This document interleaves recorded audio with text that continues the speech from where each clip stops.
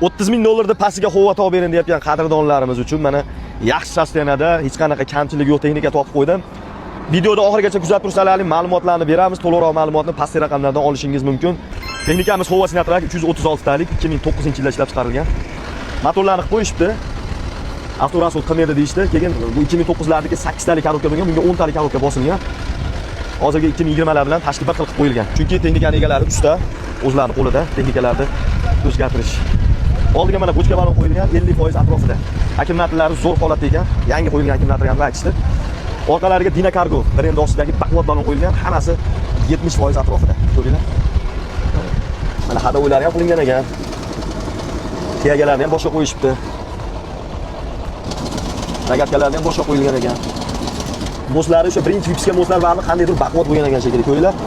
Blackroofgan sandigidan ham moy qo'ymagan, treshena yo'q, svarka yo'q. Yaxshi holatda turibdi texnikamiz. Mana bu tomon balonlari ham 70% atrofida Dina Cargo. 12.0 kamerali balonlar. Bu ayniqsa karyeri bor, zaboyda ishlataman degan akalarim uchun juda ham qulay texnika, chunki narxi juda ham arzon. Bu meni fikrim, fikrlaringizni kommentariyada kutaman lekin. Baklari o'ziniki zavodga 300 talik. Apparat, motorlar qilingan, korobka 10 talik qilingan. Quruq turibdi ko'ringlar. Endi baribir ustada hamma yo'q zavod holatida turibdi. Ko'rishlaring mumkin. Kabinaning oldilari ham yaxshi holatda mana ko'ringlar. Ozgina treshena tushgan baribir. Endi yili 2009 tegilmagan ekan treshenasiga. Tushgan-u, qolgan joyi qarang, butun turibdi. Texnikani suyagi butun holatda turibdi. Ikkita treshenani hisobga olmaganda. Ko'ringlar. Kesalari mana shu ustakalarimiz doim xizmatda. Bitta bosinchi usta. Yo'q. Apparatlari ham qilingan shekilliga yarim ta'mirotga zavod bo'lyapti. Gaz bosib yuboringchi. Yo'q. Ishlashlari ko'p yo'q. Mana salonlarni ko'ringlar. Chipol, polilarni qo'yishibdi.